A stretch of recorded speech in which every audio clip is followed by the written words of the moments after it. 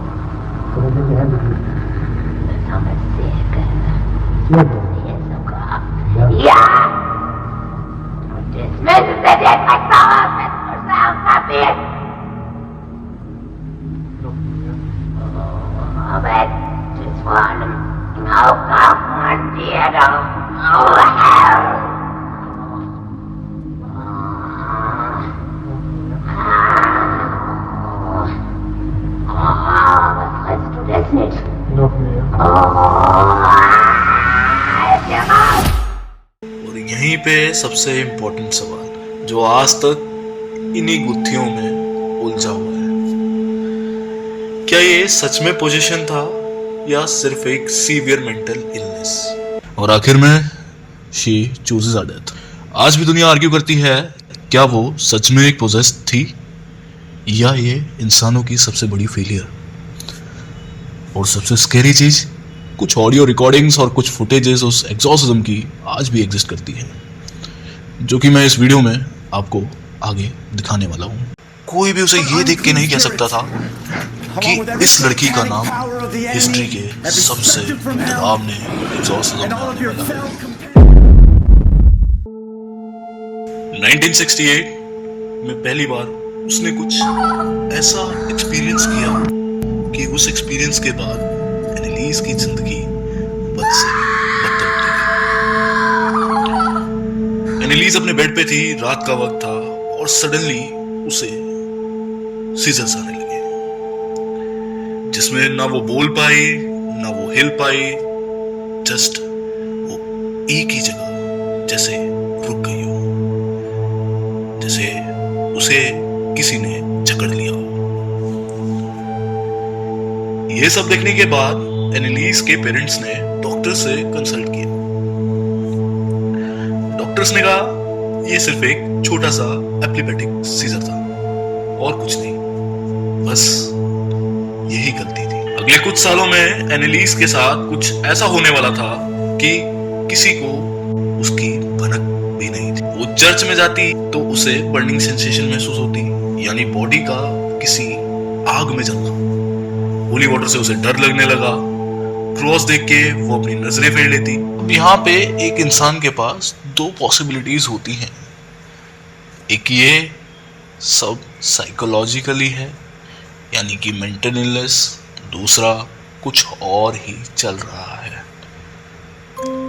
उसके पेरेंट्स को बिल्कुल क्लियर था कि ये ऑप्शन नंबर 2 है। 1973 में एनिलीज ने कुछ और रिपोर्ट किया। वो स्टडी कर रही थी अपने रूम में जब उसने एक आवाज को सुना, अपने अंदर से, अपने दिमाग से। आवाज ने कहा तुम एक डीमन हो, तुम हेल में जाओ।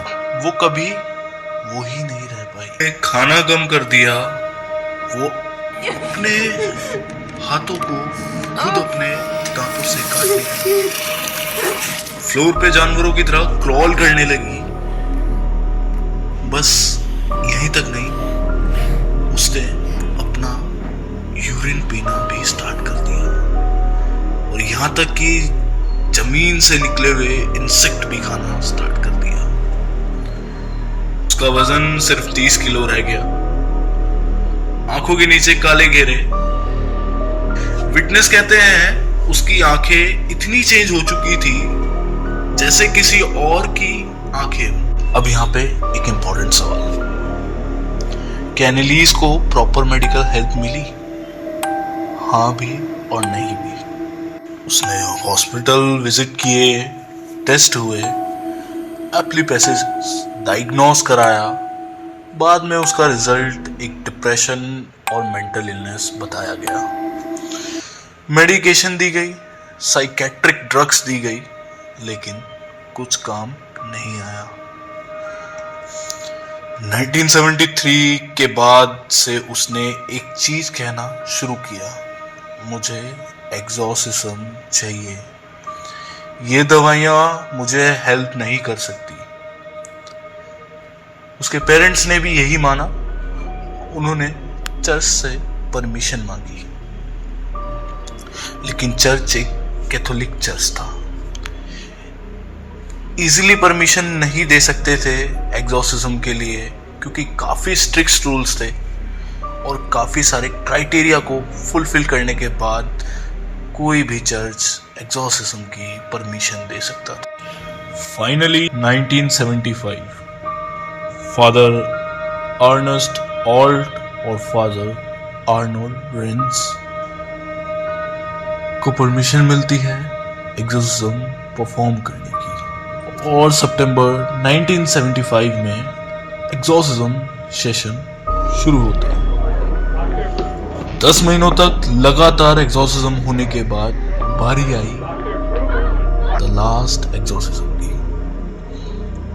एनिलीज पे होने जाने वाला 67th एग्जॉर्सिज्म, जो कि अब होने वाला था। We won't leave.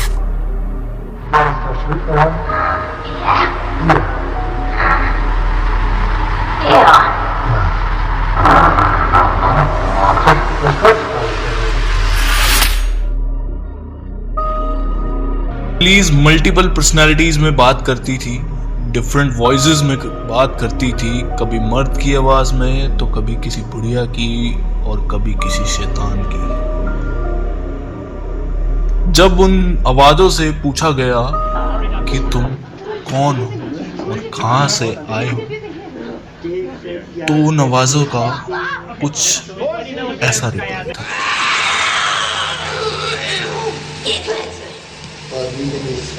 Nein, mir Klötze. Und dann mal mir Klötze. Oh, so down every line, don't scan it out. Sind wir schon 3? Was ist das für eine Scheiße?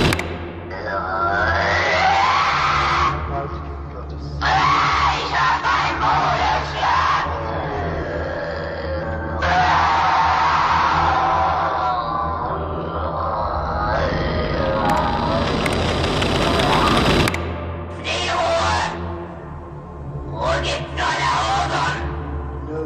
Ruhe gibt's nur dort, wo die Liebe ist.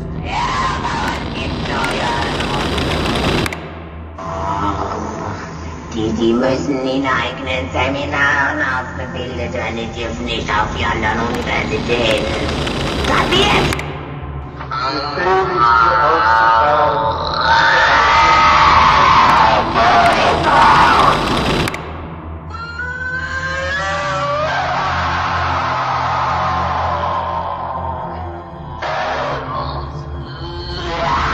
Father alt को और father Reigns को ये सब सुन के थोड़ा सा झटका लगा। सेशन में एनालिस इतनी स्ट्रांग हो जाती थी कि 4-5 लोग उसे पकड़ने के लिए बैठे रहते थे। वो बाइट करती थी, वो रोर करती थी, और फिर कुछ सेकंड में वही एनालिस वापस आ जाती थी, रोती हुई, डरी हुई, माफी। 10 महीने चले ये सेशंस उसकी बॉडी को पूरा तोड़ चुके थे। उसने खाना पूरा बंद कर दिया था। वो कहती थी जो उसके अंदर है वो उसे खाने नहीं देता।